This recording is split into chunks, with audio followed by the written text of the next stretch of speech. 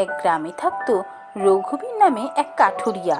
রঘুবীরের পরিবারে ছিল তার স্ত্রী সুলীলা আর তার একমাত্র কন্যা তনয়া। রঘুবীর ছিল খুব গরিব।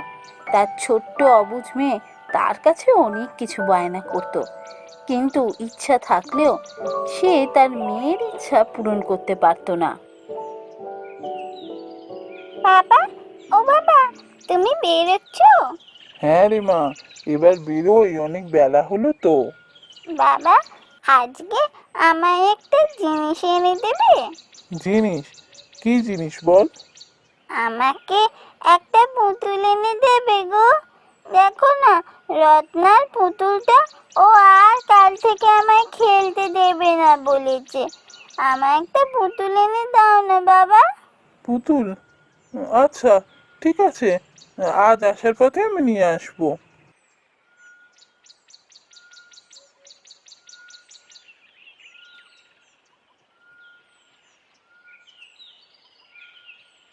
মেয়েটাকে বলে তো এলাম যে পুতুল নিয়ে বাড়ি ফিরবো, কিন্তু এখন তো জঙ্গলে ভালো কাঠই পাই না।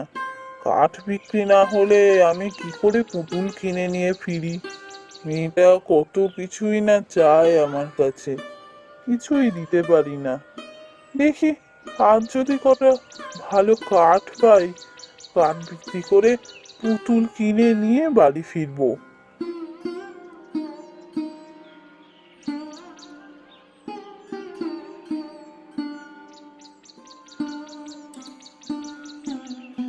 নতুন জঙ্গলে এলাম ভালো কাঠ পাবো বলে, কিন্তু এতক্ষণ ধরে ঘোরাঘুরি করছি, ভালো কাঠের আর সন্ধান পাচ্ছি না। এক কাজ করি, ওই গাছটার তলায় গিয়ে একটু বসি, একটু জিরিয়ে নি, বড্ড ক্লান্ত লাগছে।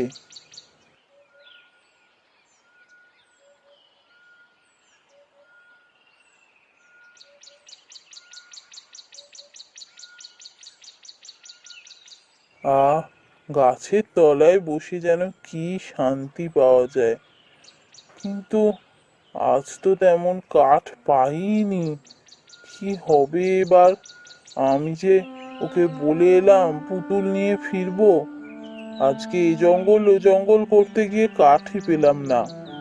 মেয়ের কথা ভেবে রঘুবীর গাছের তলায় বসে কাঁদতে লাগলো। রঘুবীরের চোখের জল পড়ল একটা গাছের গোড়ায়, আর ঠিক তখনই ওই গাছের গোড়ায় কোথা থেকে একটা পুতুল চলে এলো। না, অনেক বেলা হয়ে গেল, এবার উঠি, আজও সেই খালি হাতেই ফিরতে হবে আমায়। আরে, গাছের গোড়ায় একটা পুতুল পড়ে আছে মনে হচ্ছে না? এলাম যখন, এই পুতুলটা তো ছিল না। বাহ, পুতুলটা তো বেশ দেখতে। তনয় এমন একটা পুতুল পেলে খুব খুশি হতো। এই পুতুলটা বরং আমি নিয়ে যাই। এই জঙ্গলে তো কেউ কোথাও নেই, এটা কারই বা হবে? কেউ হয়তো কখনো ফেলে গেছে। এই পুতুলটা আমি নিয়ে যাই। ওদিকে বাবাকে পুতুল হাতে নিয়ে ফিরতে দেখে তনয়া খুব খুশি হলো। বাবা, বাবা, এই পুতুলটা তুমি আমার জন্য এনেছো? কি মজা, কি মজা, কি সুন্দর দেখতে পুতুলটা। তুমি সেই পুতুল কিনে নিয়ে এলে? একই ঘরে চাল ডাল কেনার টাকা নেই, এখন তুমি পুতুল কিনতে গেছো? না গো না, আমি পুতুল কিনিনি। শোনো তবে,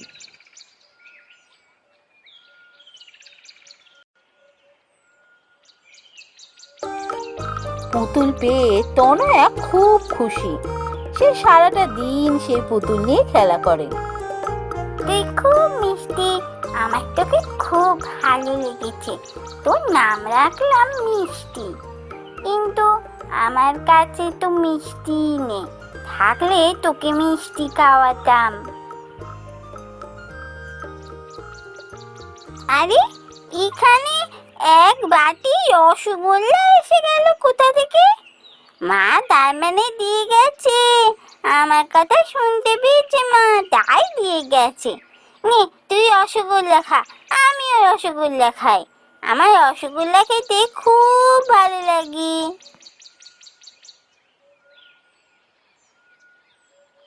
এ কি, তুই রসগোল্লা কোত্থেকে পেলি? তোকে কে দিল রসগোল্লা? তুমিই তো দিয়ে গেলে, এখানেই তো ছিল। কি সব বলছিস? আমি কোথা থেকে মিষ্টি পাবো? আমি তোকে দিয়ে যাব কি করে? আমার কাছে তো কোনো মিষ্টিই নেই।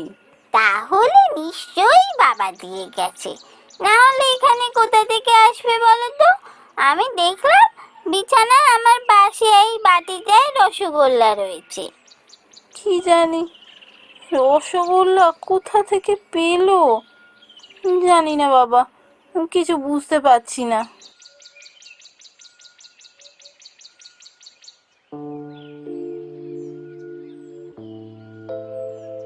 এইভাবেই দিন কেটে যেতে লাগলো। দেখতে দেখতে বেশ কিছুদিন কেটে গেল। একদিন সকালবেলা রঘুবীর যখন কাজে গেছে তখন মা মা, আমার তো জন্মদিন আসছে, জন্মদিনে আমায় কি দেবে? জন্মদিনের দিন আমি পায়েস রান্না করব, পায়েস খাস কেমন? না, শুধু পায়েস দিলে হবে না। তাহলে তুই কি চাস বল? আমার একটা নতুন জামা দেবে মা? এই জামাটা কত দিন ধরে পরছি, দেখো কেমন নষ্ট হয়ে গেছে। তোমার শাড়িটাও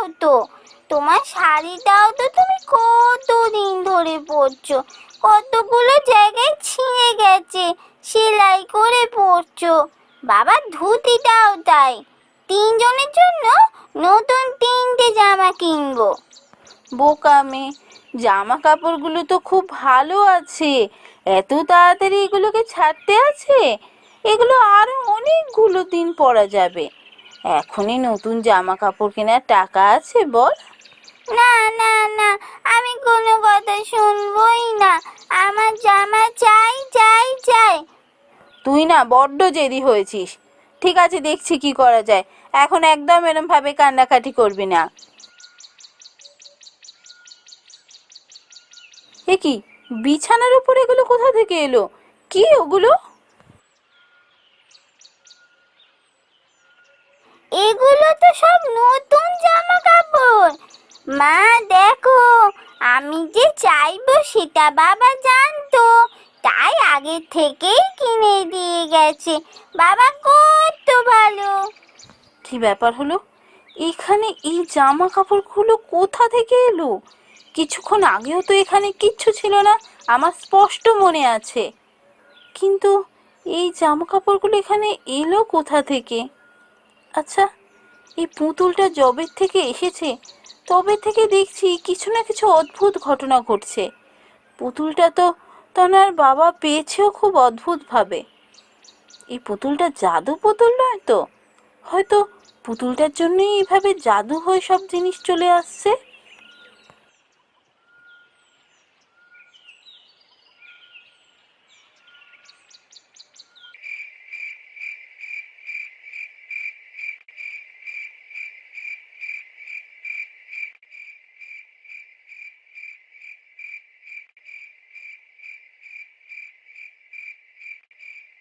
কি গো, মেয়ের তো জন্মদিন আসছে, এবার কি আবদার করলো? জানো তো, আজ সকালে ও না নতুন জামা চাইছিল। বলছিল জন্মদিনে আমরা তিনজনেই যেন নতুন জামা পরি। তারপর অদ্ভুতভাবে কোথা থেকে যেন শাড়ি, ধুতি, জামা সব নতুন চলে এলো, জানো তো? কি সব বলছো? এসব আবার হয় নাকি? হ্যাঁ গো, যবে থেকে এই পুতুলটা বাড়িতে এসছে না, এমন অনেক অদ্ভুত ঘটনাই ঘটে। তোমাকে তো সব বলা হয় না। আমার মনে হচ্ছে পুতুলটা জানো তো জাদু পুতুল। ধুর, তাই আবার হয় নাকি? এসব তোমার মনের ভুল। জাগে জাগে ছাড়ো ওসব কথা। তনয়ের জন্মদিনের দিন কি করবে, কিছু ঠিক করেছো? হ্যাঁ, ভেবেছি একটু পায়েস করব। একটু দুধ এনে দিও তো। যদি আমাদের টাকা পয়সা থাকতো, কিছু গরিব মানুষকে সেদিন খাওয়াতাম। কিন্তু খাওয়াতে গেলে তো চাল, ডাল, আলু, মাছ অনেক কিছু লাগবে। পায়েস করতেও অনেক দুধ লাগবে। এত কিছু কোথা থেকে আনা হবে বলো? তাই অল্প একটুখানি পায়েস করবো তনয়ার জন্য।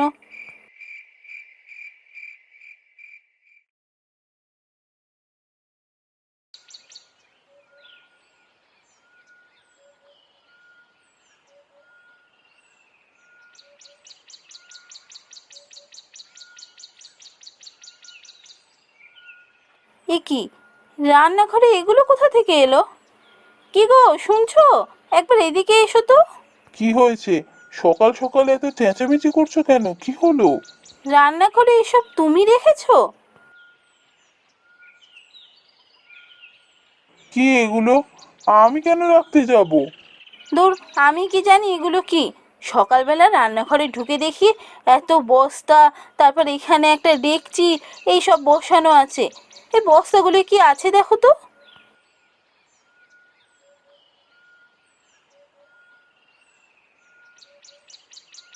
কি অদ্ভুত! এই ডেকচিটাতে তো ভর্তি দুধ, আর এই বস্তাগুলোয় চাল, আলু, ডাল এইসব রয়েছে। দেখেছো, তোমায় বলেছিলাম না পুতুলটা জাদু পুতুল। আমার কথাই ঠিক। কালকে রাতে পুতুলের সামনে আমরা ওইসব কথা বলছিলাম, তাই আজ সমস্ত কিছু চলে এসেছে রান্নাঘরে। তাই তো দেখছি, কিন্তু এই তো আজব ঘটনা। যাকে ওসব ছাড়ো, শোনো না, গ্রামের কজন গরিব মানুষকে নেমন্তন্ন করে এসো না। আমার অনেক দিনের ইচ্ছে, তনয়ের জন্মদিনে গরিব মানুষদের খাওয়াবো। হ্যাঁ হ্যাঁ, আমি যাচ্ছি যাচ্ছি। আমি সবাইকে নেমন্তন্ন করে আসবো। আমাদের গ্রামের যত গরিব চাষি, জেলে, কাঠুরিয়া আছে, সবাইকে নেমন্তন্ন করে আসবো। আর জাদু পুতুল যদি এইভাবেই আমাদের যোগান দেয়, তাহলে আমি সারা জীবন এইভাবেই গরিব মানুষকে বিনা পয়সায় খাইয়ে যাব। বাহ, এই কথাটা কিন্তু মন্দ বলনি। কিন্তু বিনা পয়সা খাওয়ালে লোকের চোখে লাগবে, তখন আমরা বিপদে পড়ব। তার থেকে বরং আমরা একটা হোটেল খুলি, চলো। সেখানে খুব কম দামে মানুষকে খাওয়াবো। সেটাই ভালো। আর যদি কেউ হোটেলে টাকা দিতে না পারে, সে দেবে না। আমরা খুব কম দামে মানুষকে খাওয়াবো। তাহলে আর কোনো গরিব মানুষকে অভুক্ত থাকতে হবে না। এরপর পরিকল্পনা মতোই তারা একটা হোটেল খুললো। তাতে খুব কম দামে খাবার বিক্রি করা শুরু করলো। আর যারা টাকা দিতে পারতো না, তাদের বিনা পয়সায় খাওয়াতে লাগলো। আর জাদু পুতুলের কল্যাণে তাদের জীবন থেকে কষ্ট একেবারে দূর হয়ে গেল। তারা সুখে শান্তিতে দিন কাটাতে লাগলো।